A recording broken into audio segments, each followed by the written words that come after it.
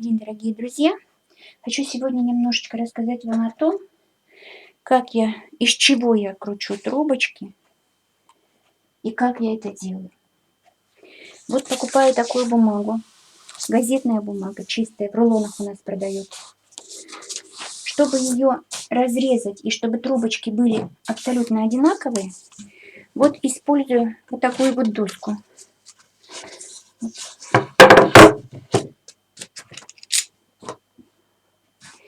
Просто-напросто кладу вот так вот доску, выравниваю ее по расстоянию. Вот я уже, скажем так, на столе не очень удобно, попробую показать. Вот таким образом кладу. Сейчас камеру чуть-чуть передвину, так, чтобы вам было видно. Захватываю вот так вот краешек и начинаю вот эту бумагу накручивать вот на эту доску. Можно было бы, конечно, использовать такую длинную доску, чтобы она была на уровне вот всего рулона, скажем так, всей ширины бумаги. Но вот такой досочки у меня нет. Но если накручивать вот таким вот образом, то, в принципе, тоже неплохо. Краешек я вот оставляю. Как видите, вот он торчит у меня, этот краешек. Вот. И таким вот образом я наматываю. Ну, на столе просто очень неудобно. Когда я разрезаю бумагу, у меня получаются абсолютно одинаковые. Абсолютно одинаковое расстояние. То есть бумага у меня отрезается все время вот одной и той же длины каждый раз.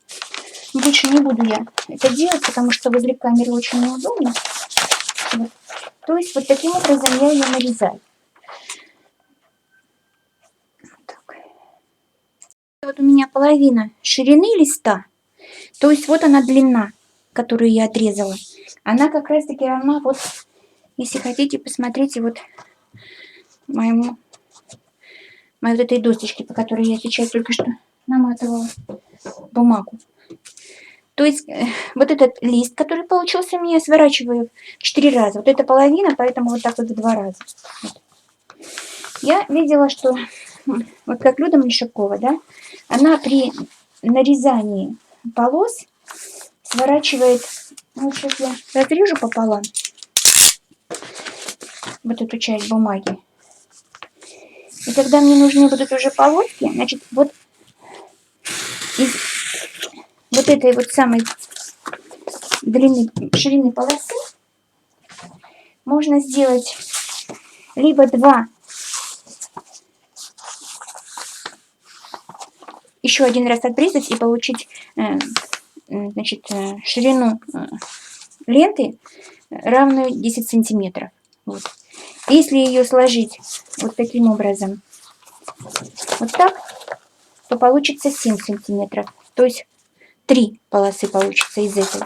Отрезать сейчас не буду, у меня нарезанные есть. Но что самое интересное, я хочу вам показать. Самое такое. Вот обратите внимание, если я сейчас сделаю вот полосу вот таким образом, вот пополам сложу, да, вот это у меня лицевая сторона, вот это вот внутренняя сторона, которая была, то есть самая гладкая. Мне нужно крутить бумагу так, чтобы у меня трубочки были вот по этой стороне шли. Если резать бумагу так, как предлагает Люда, то есть вот таким вот образом она ее складывает, вот так, если я ее разрежу вот так, то есть оставляем кончик для того, чтобы вот здесь как бы зауживаем ту часть, которая будет у нас вверху. Тогда обратите внимание, если сейчас я вот так разрежу, да, то одна часть будет с одной стороны, другая часть, если я ее разверну, она будет уже, то есть мне нужно бумагу, одну часть я кручу на лицо, другую на изнанку. Вот это меня смутило, и как бы я отмела этот способ, скажем так. Мне не то чтобы не понравился, но вот это меня смутило. Скажем так. Поэтому вот когда я очень долго думала, как же сделать так, чтобы это было и удобно, и, скажем так, практично. Вот две полосы, 7 сантиметров. Одна и вторая. Вот это просто разрезанная полоса. Ее можно и так развернуть, и так развернуть. Главное, чтобы она была вот сюда, вот этой стороной вниз, чтобы я могла накрутить так, как мне надо. Вот. И если, допустим, я ничего больше с ней не делаю, с этой полосой, просто накручиваю. Сейчас я вам накручу одну полосочку, покажу вам. Значит, для того, чтобы склеить вот эту полосочку, я использую клей. Вот такой вот момент столяр. Это идеальный клей для того, чтобы крутить трубочки. Причем используется он, я вам скажу, что очень экономно, потому что склеиваем только вот уголочек, скажем так, да, и очень надолго хватает. Значит, я не кручу на столе, вернее, я кручу на столе, но не до конца. Начинаем мы с того, что вот этот вот уголочек, вот он уголочек, видите, он ложится таким образом снизу, вот, таким образом снизу, да, что он нигде не дает нам утолщения. Утолщение нам дает вот этот самый верхний уголок за счет того, что он накручивается много-много-много раз на одном и том же месте. Вот это утолщение. И плюс ко всему, вот смотрите, где уголочек, который я захватила уже вот для того, чтобы он схватился клеем, вот этот уголочек заканчивается, вот он где, да? Ну, в принципе, конечно, скажем так, сказать, что это слишком уродливо, не скажешь. Ну, естественно, относительно нельзя, это утолщение.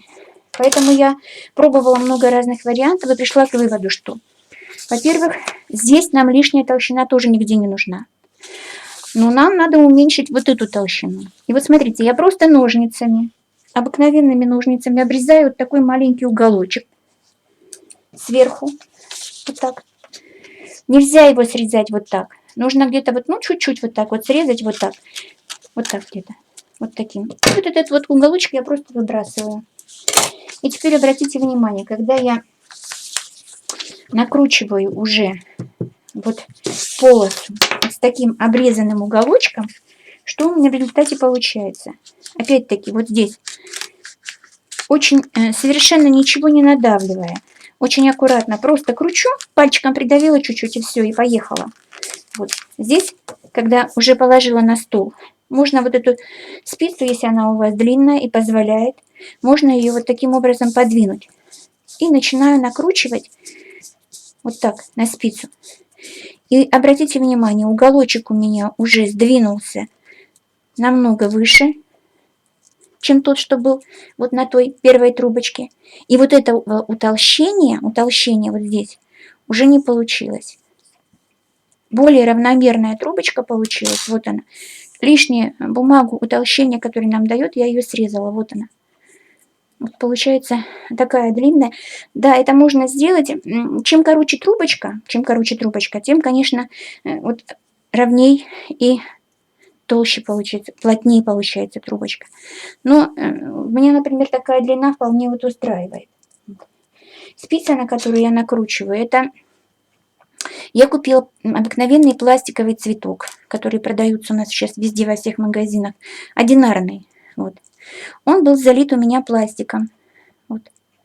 Я этот пластик просто почистила, и получилась вот такая вот спица. Она была даже чуть длиннее, чуть-чуть ее обрезала, потому что было неудобно, очень длинная была. Вот такая у меня проволочка получилась. Для того, чтобы накручивать. Вот чем тоньше спица, тем плотнее получается трубочка, тем потом удобнее ей плести. Теперь, что касается другого вопроса. Вот трубочки я крашу вот в таких пластиковых бутылках. Я не стала наливать сюда краску, смысла никакого не вижу. Я раньше очень много смотрела всяких мастер-классов, какие пропитки. Но, во-первых, это очень дорого. Во-вторых, скажем так, эффект, наверное, конечно, есть, когда ты плетешь какую-то вещь, и ты имеешь возможность продать ее за большие деньги, то можно потратить любые деньги для того, чтобы сделать это все настолько, чтобы это выглядело, ну, просто идеально. Вот. Я же крашу вот в таких бутылках, наливаю сюда краску. Неважно, какая краска. То ли это морилка, то ли это разведенный колер в грунтовке. Я покупаю грунтовку, самую дешевую, развожу в ней колер, добавляю туда сразу лак акриловый. Тоже самый дешевый лак покупаю. Прекрасно все. Вот я их покрасила. То есть смотрите, что. Вот бутылка, да. Наливаю, допустим, вот так. Если мне нужно немножко трубочек покрасить, да, и мне не нужно разводить кучу краски, там сильно много. Даже достаточно вот такое количество краски налить. Обратите внимание, опускаю туда трубочки, столько трубочек, да, чтобы они у меня вот горлышко закрыли мои трубочки. Вот сколько у меня помещается сюда, так, чтобы можно было красить. Вот больше не надо, да? Обратите внимание, вот держу вот так вот трубочки и делаю вот так. Краска заполняет, вот полностью окрашивает больше половины трубочку. Она ее окрашивает. Потом вытаскиваю и поворачиваю с обратной стороны. Вот так вот, таким вот образом. И вторую половину точно так же. Мы же все равно, если мы купаем трубочки, да, мы положили их в ванночку, мы их искупали. Нам нужно их вытащить, нужно все равно их где-то, чтобы они стекли и так далее, да. Плюс ко всему краску нужно перелить, ванночку надо помыть, потому что следующую краску нужно налить, допустим, когда ты несколько цветов особенно делаешь. Вот я петушка облила, мне нужно было 8 красок сделать, да. Здесь же, смотрите, вытащила, пробочкой закрутила и просто убрала. Вот убрала и все, поставила. В бутылках никуда ничего не денется, не прольется. Хотите, можно подписать, наклеить. Трубочки ставлю после того, как я их покрасила. Ставлю в емкость, вот таким образом вертикально. И они у меня стоят минут 10, пока стекут. И равномерно. То есть, если вот их вот так разложить, трубочки, да, вот эта часть, если их не мешать, вот так вот, не переворачивать, она станет более темной, это светлой. Если же мы ставим вот таким образом, да, вот этот кончик, который остается, мы его все равно обрезаем. Ну, в принципе, вот смотрите, вот они окрашенные трубочки у меня, да, вот они окрашенные трубочки.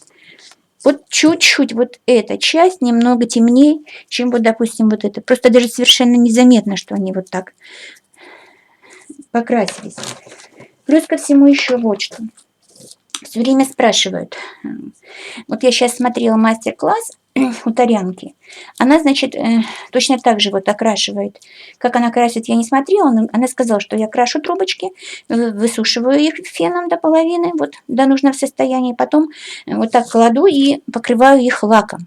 Лаком и опять-таки подсушиваю, чтобы лак высох,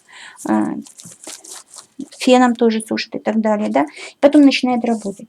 Но опять-таки затрата какая, да, плюс ко всему, если ты хоть немножко пересушил, вот где-то там в морозилку она их кладет, чтобы они там чтобы удобно было плести все. Вот трубочки покрашенные. Покупаю вот такой вот бальзам для рук. Вот. Перед началом работы беру вот так бальзам на руку. Вот так. Наношу его вот таким вот образом на трубочки. Вот. Рукам очень приятно. Трубочкам тоже очень приятно. Вот так. И минут на 10-15, пока я там собираюсь плести, вот, просто заворачиваю в пакет. Заворачиваю в пакет и кладу. Такая трубочка лежит сколько угодно времени. Она, как бы сказать, не теряет своего свойства. Вот эти трубочки, вот я просто добавила сейчас немножечко туда бальзама, а так они у меня были уже обработаны. Вот они. Они точно такие же.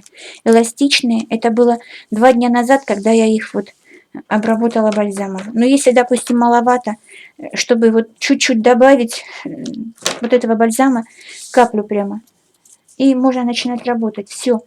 Трубочки готовы к плетению. Вот таким вот образом. Значит, единственное, вот что я хотела вам показать.